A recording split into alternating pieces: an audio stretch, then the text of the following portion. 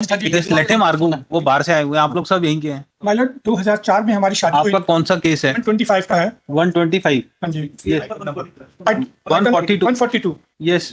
My lord 2004 में हमारी शादी हुई थी और 2008 में हमने अपोजिट पार्टी के लिए एक बड़ी प्रॉपर्टी खरीदी 2700 स्क्वायर फीट की लखनऊ में लोन लेकर, और उसके बाद 2011 में फिर एक उनके नाम पे 1130 वर्ग फुट की एक और प्रॉपर्टी खरीदी। यस। और उसके बाद 2013 में ये एक प्रॉपर्टी बेच के चली गई, और वहां जाने के बाद 2014 में फिर वापस आई, और 2014 में फिर ये एक हमने एक प्रॉपर्टी जो हमारे नाम पे प्रॉपर्टी थी उसको मैंने उसका बयाना किया था, उसके पैसे लेके फिर ये भाग गई और चली गई और मेरे ऊपर केस कर दिए। मैंने आप क्या चाहते हैं इस केस में? इसमें माइलॉर्ड सिर्फ एक पैरा सुन लीजिए प्लीज, एक पैरा पेज नंबर 20 है। पहले आप बताइए आप कौन सा ऑर्डर चैलेंज कर रहे हैं? माइलॉर्ड मैं स्टे के लिए इस वक्त ज्यादा आया हूँ। ठीक है ना, तो आप स्टे किस पे मांग रहे हैं? कौन से ऑर्डर पे स्टे चाहिए? जो लोअर कोर्ट में जो इन्होंने एग्जीक्यूशन लगाया 125 पे, तो उस पे हम ये माइलॉर्ड में ये एक सेकंड माइलॉर्ड ये वहाँ की सर्टिफाइड कॉपी है, इसमें मैं 25/3 तारीख तक मैं अपेयर था, सिर्फ एक डेट में मैं नहीं गया हूँ 25/4 को, और उन्होंने जो 25/4 को मेरे खिलाफ गिरफ्तारी वारंट इशू कर दिया। Issue notice to respondents on payment of PF within 7 days. पहले नोटिस हुआ है? नहीं, नोटिस पे प्लीज माइलॉर्ड इस पे स्टे दिया जाए जिससे कि मैं कम से कम।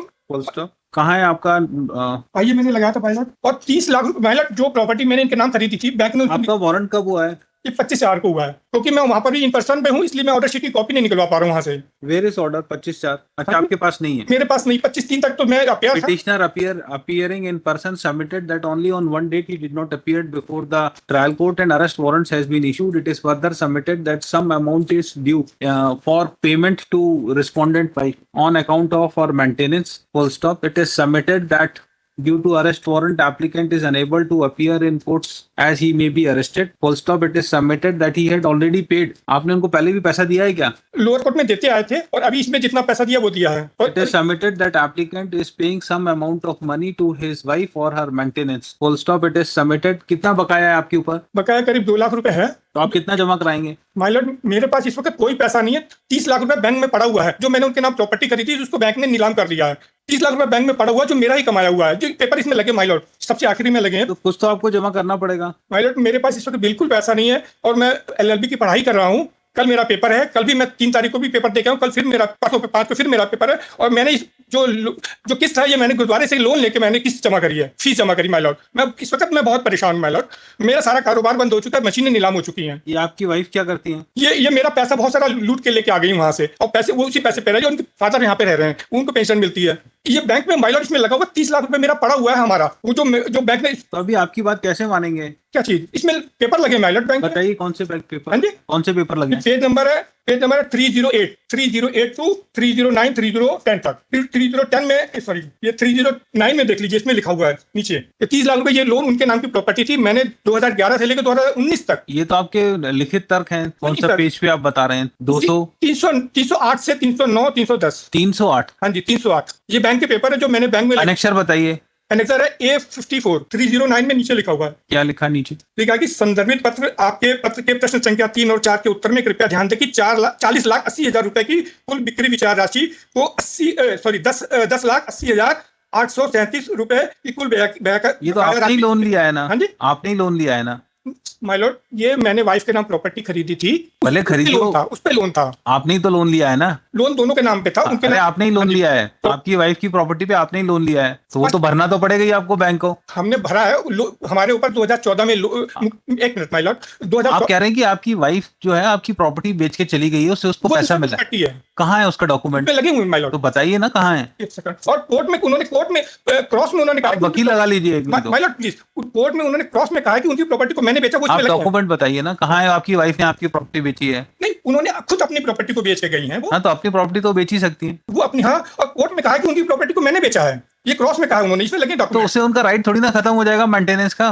नहीं, मैं माय लॉर्ड इसमें सिर्फ एक पैराग्राफ प्लीज सुन लीजिए, एक पैराग्राफ प्लीज सुन लीजिए, पेज नंबर 28 एक पैराग्राफ प्लीज सुन लीजिए प्लीज। ये कौन सा पैराग्राफ है? पैराग्राफ है 44। किसका? ये पिटीशन का हमारी, ये पेज नंबर 28 पैरा नंबर 44। इसमें इन्होंने कहा है कि जस्ट अ मिनट, आपकी एक तो पिटीशन मिलती नहीं है, आपने इतनी मोटी तो किताब बना दी है। 125 का केस है, इतना सारा सब पेश करने की क्या जरूरत है? माय लॉर्ड इतने सारे झूठ बोले हैं तो सब। यस, क्या है पेज पैरा नंबर 44? यस, इसमें लिखा है कि विपक्षी संख्या 2 ने भरण पोषण के आवेदन के पैरा नंबर 6 में कहा है कि ऐसा कहते हुए वह जून 2014। क्या होगा? ये तो आपकी प्लीडिंग है ना? हा? आपकी प्लीडिंग है ना? नहीं, ये उनकी है। सब उन्हीं की मतलब Respondents after 4. माय लॉर्ड, ये सब उन्हीं की है, हमारा कुछ नहीं है। ये इस पैरा में जो कुछ भी लिखा गया उन्हीं का क्या हुआ लिखा गया, मेरा कुछ नहीं है माय लॉर्ड। हाँ, क्या लिखा है उन्होंने? इसमें क्या लिखा है? माय लॉर्ड, क्या लिखा है? वही तो मतलब इसमें ये कह रही है कि जून 2014 में आवेदक क्रमांक 1 को उसके बच्चों सहित हाथ पकड़ के घर से निकाल दिया, जहां वह लखनऊ गुरुद्वारा अपनी मां के पास आ गई। यानी यहाँ पे कह रही है कि जब उसको घर से निकाला गया तो उसकी मां गुरुद्वारे में थी। तो इसका मेंटेनेंस से क्या लेने देना? आप तो मेंटेनेंस से बताइए। बोल के कहीं वो अपनी मर्जी से गई है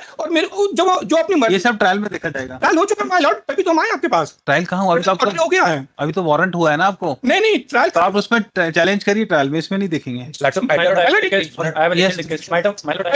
माय लॉर्ड, एग्जीक्यूशन है ये। तो आपने ट्रायल भी, वो भी चैलेंज किया होगा ना 125 का ऑर्डर? 125 को चैलेंज किया है। कहाँ चैलेंज किया है? वो सेशन में किया तो वहीं जाइए आप। वहां से ऑर्डर होकर उसी को मैंने यहाँ चैलेंज किया। अच्छा, सेशन के ऑर्डर को आपने यहाँ चैलेंज किया है? माय लॉर्ड, उसी को चैलेंज किया मैंने। तो आप कुछ पैसा जमा कराइए, जब भी स्टे देंगे, नहीं तो नहीं देंगे। माय लॉर्ड, मेरे पास पैसे नहीं, हम कहाँ से तो देंगे? आप मत कराइए जमा, जेल जाइए। I can not do anything, कुछ तो आपको जमा कराना पड़ेगा। माय लॉर्ड, वो 30 लाख रुपए हमारा पड़ा हुआ है, हमारी मेहनत से कमाया हुआ अभी है। आप जितना एरियर है उसमें आप कितना जमा करा सकते हैं, इतना बता दीजिए। माय लॉर्ड, मैं आप कुछ भी जमा कराएंगे तो हम कंसीडर कर सकते हैं, पर बिना उसके नहीं करेंगे। मतलब 2-4-5 हजार रुपए जमा करा सकते हैं। 5,000 नहीं, माय लॉर्ड, मेरे पास कम से कम एक महीने का 15-20 हजार रुपए तो जमा कराइए। 8,000 रुपए है माय लॉर्ड, प्लीज। हम नहीं, हमारा council for the applicant submitted that to show his bonafides he is ready to deposit 25,000। नहीं माय लॉर्ड, मेरे पास है ही नहीं पैसे। अब हम कितना जमा करा सकते हैं? मुश्किल से 8,000 जमा करा पाएंगे, हमारे पास है ही नहीं पैसे। चलिए 10,000 करा दीजिए, ठीक है।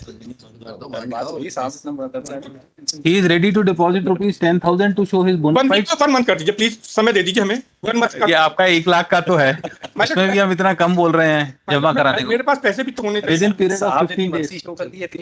In if applicant deposits the said amount within 15 days, then no coercive action be taken against him. Notice to respondents and he may not be arrested. Notice to respondents. My lord, I have a request. Item number 1.